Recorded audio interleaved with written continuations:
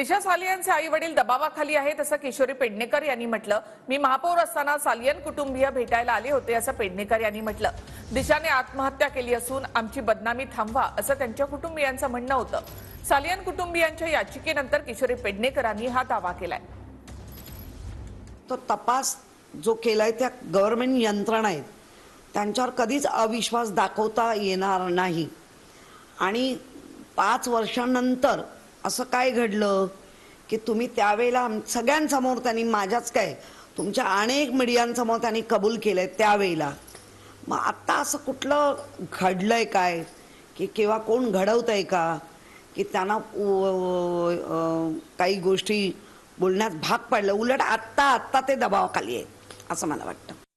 मुळामध्ये हे संपूर्ण मॅटर हे कोर्टात आहेत। स्वतः आदित्यांनी पण एक अपील केलेलं आहे। त्यामुळे ज्या गोष्टी घडल्या नाहीत त्या गोष्टी घडल्या आहेत असं ज्यांचं म्हणणं आहे त्याला रीतसर कोर्टातून उत्तर दिलं जाईल।